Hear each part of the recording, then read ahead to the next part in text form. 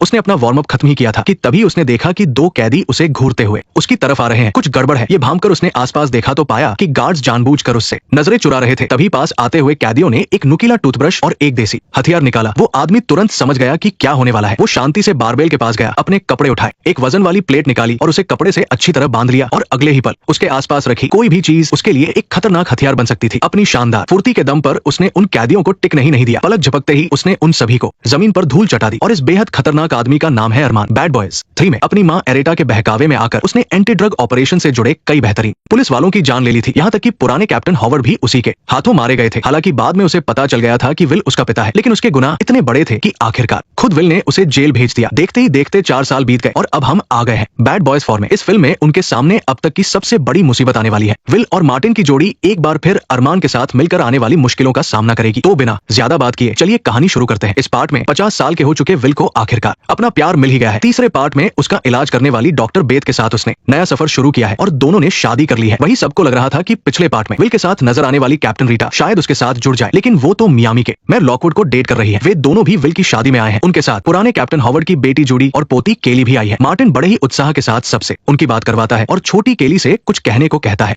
फिर सब लोग जाम उठाकर दोनों को नई जिंदगी की बधाइयां देते हैं। तभी गाना बजने लगता है और सभी मेहमान स्टेज के बीच में आकर डांस करने लगते हैं। मार्टिन तो डांस में इतना मगन हो गया कि भीड़ में सबसे अलग ही दिख रहा था। वो सबको अपने डांस मूव्स दिखा रहा था, लेकिन अचानक उसे दर्द होने लगा और वो धीरे धीरे जमीन पर गिर पड़ा। ये देखकर विल तुरंत उसकी तरफ भागा और बेहोश मार्टिन की जान बचाने की कोशिश करने लगा। उधर अपने सपने में मार्टिन एक खाली समुद्र किनारे पहुंच गया। वहां उसे पुराने कैप्टन हॉवर्ड दिखे, जिनकी काफी पहले मौत हो चुकी थी। कैप्टन ने मार्टिन से कहा कि अभी उसके मरने का वक्त नहीं आया है। फिर उन्होंने मार्टिन के करीब आकर उसके कान में कुछ फुसाया। मार्टिन के चेहरे पर एक बड़ी सी मुस्कान आ गई और तभी वो अस्पताल के बिस्तर पर हंसते हुए जाग गया। इसके बाद जब वो छत पर खड़ा होकर अपनी नई जिंदगी के बारे में सोच रहा था, तभी मियामी शहर के दूसरे कोने में अंधेरे में एक हेलीकॉप्टर धीरे धीरे एक छत पर उतरा। हेलीकॉप्टर से जो आदमी बाहर आया वो पूरे मेक्सिको का सबसे कुख्यात ड्रग डीलर डगलस था और उसके साथ जो आदमी था वो ड्रग डीलरों का पैसा ठिकाने लगाने वाला बैंकर वॉकर था। जैसे ही दोनों अंदर आए, डगलस ने मेज पर एक बिजनेस कार्ड फेंका। उस कार्ड पर किसी और का नहीं बल्कि कैप्टन हॉवर्ड का नाम था। डगलस ने वॉकर से कहा कि वो हॉवर्ड के बैंक अकाउंट में कुछ पैसे ट्रांसफर करे। इसके बाद उसने वॉकर की गर्लफ्रेंड को अपने पास बुलाया और वॉकर को धमकी दी कि अगर उसने ऐसा नहीं किया तो वो उसके इस अफेयर के बारे में उसकी पत्नी को बता देगा। ये सुनकर वॉकर तुरंत मान गया और डगलस के कहने पर उसने हॉवर्ड के अकाउंट में $2 करोड़ ट्रांसफर कर दिए। जैसे ही पैसे ट्रांसफर हुए, डगलस ने बिना कुछ सोचे वॉकर को मार डाला और उसकी गर्लफ्रेंड को भी नहीं छोड़ा। अगली सुबह जब विल कसरत कर रहा था तो अचानक उसके फोन पर एक मैसेज आया। उसने खोलकर देखा तो हर जगह यही जबर छाई हुई थी कि कैप्टन हॉवर्ड ने अपनी ड्यूटी के दौरान ड्रग डीलरों से हाथ मिला लिया था और अमेरिका में भारी मात्रा में ड्रग्स की तस्करी करवाकर बहुत सारा काला धन कमाया था। ये खबर देखकर मार्टिन और विल सीधा पुलिस स्टेशन पहुंचे और वहां चल रही मीटिंग के बीच में ही घुस गए, क्योंकि उन दोनों को जरा भी यकीन नहीं था कि कैप्टन हॉवर्ड ऐसा कुछ कर सकते हैं। लेकिन FBI के डायरेक्टर ग्रेस को लग रहा था कि ये बात 100% सच है। उन्होंने पिछले कुछ सालों के सभी ड्रग्स मामलों की जांच की थी और सारे सबूत कैप्टन हॉवर्ड की तरफ ही इशारा कर रहे थे। वही लॉकवुड ने बताया कि 2 हफ्ते पहले एक ड्रग कार्टेल का बैंकर आपसी रंजिश में मारा गया था। पुलिस को क्राइम सीन से उस बैंकर का फोन मिला जिसमें हॉवर्ड का नंबर और उनकी चैट हिस्ट्री मौजूद थी। साथ ही विदेशी बैंक अकाउंट की जानकारी भी थी, लेकिन इसके बावजूद उन दोनों को कैप्टन हॉवर्ड पर पूरा भरोसा था। इसी बात पर विल की ग्रेस के साथ हाथापाई होते होते बची। मामला बिगड़ता देख रीटा ने तुरंत दोनों को अलग किया। तभी हॉवर्ड की बेटी जूडी वहां आ गई। अपने पिता की जगह लेते हुए उसने अपने पिता पर लगे इल्जामों की जांच के बारे में जानकारी मांगी। विल ने आगे बढ़कर जूडी को इस मामले से दूर रहने को कहा, क्योंकि इससे उसका करियर खराब हो सकता था। लेकिन जूडी ने उसकी एक न सुनी। उसने कहा, मेरे पिता आज जिंदा होते अगर तुम्हारा वो घटिया बेटा बीच में ना आता, अगर वो मुझे सड़क पर कहीं मिल गया ना, तो मैं अपने पिता की कसम खाकर कहती हूँ मैं उसे जान से मार दूंगी। ये कड़वी बात सुनकर विल चुप रह गया और मार्टिन उसे खींचते हुए मीटिंग रूम से बाहर ले गया। अब उन दोनों का अगला लक्ष्य एकदम साफ था। उन्हें खुद इस मामले की सच्चाई का पता लगाना था और कैप्टन हॉवर्ड को इंसाफ दिलाना था। उन्होंने सोचा कि सबसे पहले विल के बेटे अरमान से पूछताछ की जाए, जो खुद एक क्रिमिनल रह चुका है। इसलिए वे तुरंत गाड़ी से फ्लोरिडा की फेडरल जेल पहुंच गए, जहां अरमान पिछले 4 साल से सजा काट रहा था। अपने बेटे से बात करके उन्हें पता चला कि हॉवर्ड ने ड्रग डीलरों से हाथ नहीं मिलाया था, बल्कि वे छुपकर उन लोगों की जांच कर रहे थे और एरेटा की हिट लिस्ट में उनका नाम इसलिए था क्योंकि पुलिस डिपार्टमेंट के अंदर ही कोई उनकी जान लेना चाहता था। अरमान ने बताया कि उसने उस आदमी को एक बार देखा है, लेकिन उसका नाम नहीं जानता। हम एक ऐसा खेल खेल रहे हैं जिसके नियम तुम जानते तक नहीं। तुम्हारे आसपास ही गंदे खिलाड़ी मौजूद है। क्या तुम उन्हें समझ सकते हो? मेरी माँ को ही देख लो, वही तो थी जो उन लोगों से बात किया करती थी। मेरी माँ ही उनका असली मोहरा थी। और जिस वक्त ये दोनों अरमान से बात कर रहे थे, उसी वक्त डगलस और उसके आदमी भी तेजी से हॉवर्ड द्वारा छुपाए गए अपने खिलाफ सबूतों को ढूंढने में लगे हुए थे। उसके आदमियों ने हॉवर्ड का फोन और कंप्यूटर हैक किया तो पाया कि दोनों की सिक्योरिटी काफी कमजोर है। जैसे ही उसने पासवर्ड तोड़ा और खुश हुआ, तभी कंप्यूटर ने अपने आप ही एक फाइल आगे भेज दी। कुछ भेजा गया है, किसे?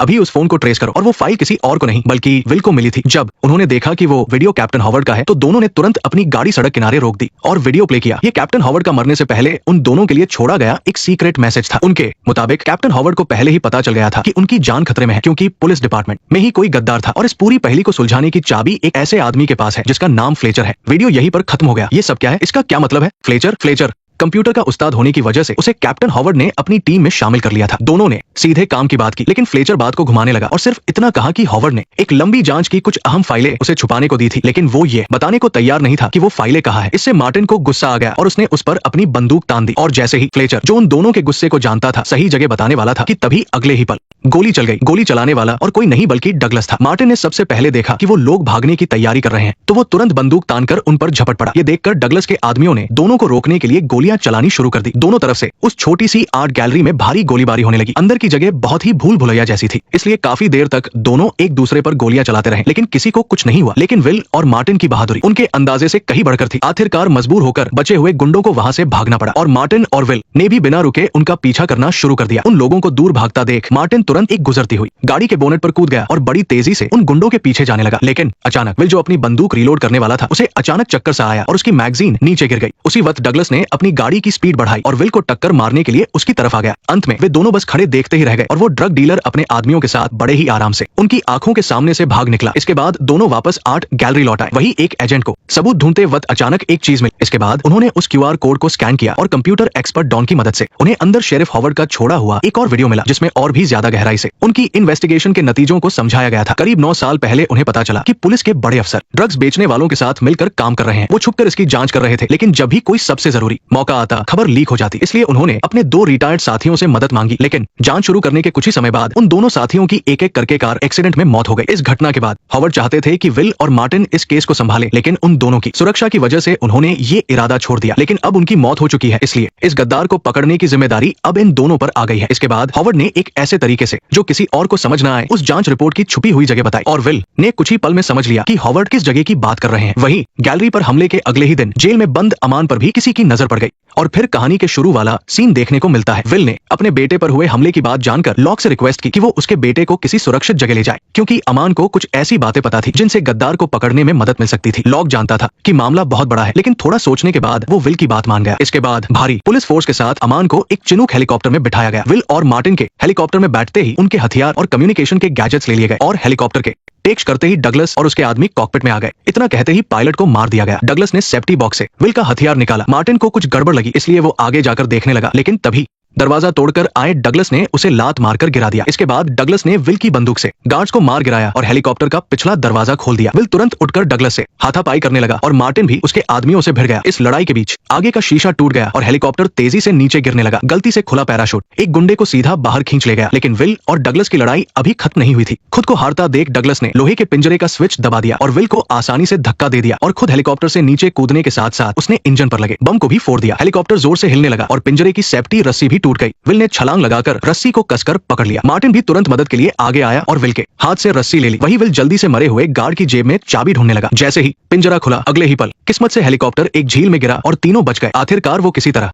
पानी से बाहर आ गए। जल्दी ही भारी पुलिस फोर्स वहां पहुंच गई, लेकिन लाशों की जांच करने के बाद पता चला कि 3 लोग गायब हैं और वो 3 लोग विल, मार्टिन और अमान थे। डगलस ने पायलट को डराकर जो वीडियो रिकॉर्ड करवाया था उससे उन्हें पक्का यकीन हो गया कि मार्टिन और विल भी ड्रग्स के धंधे में शामिल है। इसलिए कमांडर होने के नाते जूडी ने आदेश दिया कि किसी भी कीमत पर तीनों को पकड़ कर लाया जाए। जल्द ही ये बात इंटरनेट पर आग की तरह फैल गई, यहाँ तक कि फॉरेंसिक रिपोर्ट ने भी साबित कर दिया कि गार्ड को मारने वाला विल ही था। मियामी के जो लेजेंड्स कभी हीरो हुआ करते थे, अब वो सबकी नजरों में विलेन बन गए थे। पुलिस ने भी उनकी तलाश में बड़ी टीम लगा दी। वहीं तीनों के जिंदा बचने की खबर डगलस तक भी पहुंच गई। उसने पूरी अंडरवर्ल्ड में एक इनाम की घोषणा कर दी। उन तीनों की जान के बदले $5 मिलियन का इनाम। विल और उसके साथियों को पता था कि वो अकेले कुछ नहीं कर पाएंगे, इसलिए वो उस बार मालकिन के पास गए जिसकी उन्होंने पहले मदद की थी, ताकि वो उनसे कुछ हथियार ले सकें और आगे के खतरे से निपट सके। मालकिन ने ऊपर से तो हाँ कर दी, लेकिन जैसे ही उसने सब लोगों को बाहर निकाला, उसने तुरंत अपनी बंदूक विल और उसके साथियों पर तान दी और फिर वो अपने आदमियों को बुलाने लगी। $5 मिलियन के आगे दोस्तियारी की क्या ही कीमत थी। इस तरह वहां पहुंचे गुंडों ने उन तीनों को बाहर धकेल दिया। बाहर आते ही वो तीनों भागने का प्लान बना ही रहे थे कि हमला करने से ठीक 1 सेकंड पहले गुंडों का एक और ग्रुप वहां आ धमका। वो तीनों तुरंत पास में खड़ी एक वैन में कूद गए। इस ग्रुप का लीडर वही बुचर था जिसने तीसरे पार्ट में विल को बुरी तरह पीटा था। बुचर ने गुस्से में उन पर अपनी बंदूक तान दी। मार्टिन ने फौरन एक्शन लेते हुए गाड़ी स्टार्ट की और बुचर को सीधी टक्कर मारकर सामने वाली गाड़ी में फंसा दिया। अमान ने शीशा तोड़ा और बाहर अंधाधुंध गोलियां चला दी, जिससे पल भर में कई गुंडे मारे गए। बुचर के आदमियों ने मौका देखकर छत से जलती हुई चीजें नीचे फेंक दी, जिससे तुरंत आग भड़क उठी। मार्टिन ने गाड़ी चलानी जारी रखी और वहां से भागने लगा, लेकिन रास्ता न दिखने की वजह से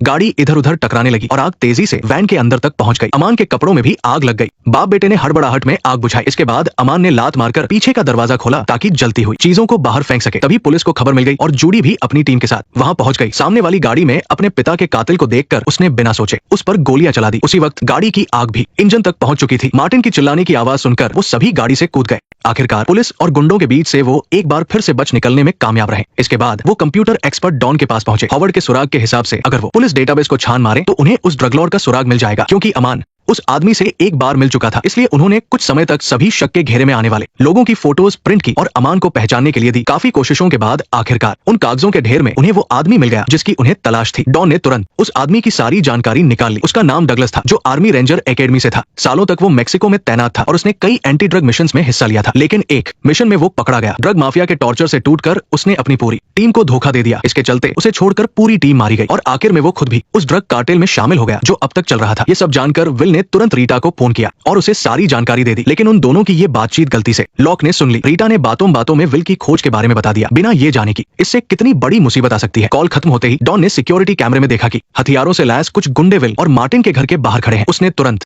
उन दोनों को वहां बुलाया। ये सब देखकर दोनों काफी घबरा गए और अपने फोन निकालकर अपने घर वालों को वहां से निकलने के लिए कहने लगे, लेकिन विल का फोन नहीं लग रहा था। मार्टिन ने अपने दामाद रेजी को फोन किया और उसे परिवार को लेकर छुपने के लिए कहा। खबर मिलते ही रेजी तुरंत एक्शन में आया और अपनी पत्नी और सास को वार्डरोब में छिपा दिया। साथ ही उसने तिजोरी से अपनी बंदूक भी निकाल ली। इस बीच विल का फोन अब भी नहीं मिल रहा था। जल्दी ही कुछ शूटर मार्टिन के घर में घुस गए, लेकिन अगले ही पल रेजी, जो मरीन कॉर्प्स का हिस्सा था, उसने अपना जबरदस्त एक्शन दिखाना शुरू कर दिया। फुर्तीली हरकतों और बेहतरीन टैक्टिक्स के साथ उसने घर में घुसे 9 के 9 शूटर्स को मार गिराया। मॉनिटर पर ये सब देखकर मार्टिन भी खुशी से उछल पड़ा, लेकिन अभी भी विल की पत्नी उसका फोन नहीं उठा रही थी। तभी अचानक उनके दरवाजे पर किसी ने दस्तक दी। वो हॉवर्ड की पोती केली थी। उन्होंने कुछ ही बातें की थी कि आखिरकार बेत की नजर टेबल पर रखे फोन पर पड़ी। वो तुरंत गई और उसने फोन उठा लिया, लेकिन अफसोस तब तक बहुत देर हो चुकी थी। डगलस और उसके आदमी अंदर घुस चुके थे। उन दोनों को विरोध करने का कोई मौका ही नहीं मिला और उन्हें बंदी बना लिया गया। डगलस ने जमीन पर गिरा हुआ फोन उठाया और विल से कहा कि अगर वो अपनी पत्नी और केली को जिंदा देखना चाहता है तो वो अमान को उनके हवाले कर दे। साथ ही उन्हें वो सारे सबूत भी सौंपने होंगे जो शेरिफ एडवर्ड ने छुपाए थे। ये शर्त सुनकर विल बहुत बड़ी मुसीबत में पड़ गया, क्योंकि एक तरफ उसकी पत्नी और नेक्स्ट पार्ट देखने के लिए वीडियो को लाइक करो।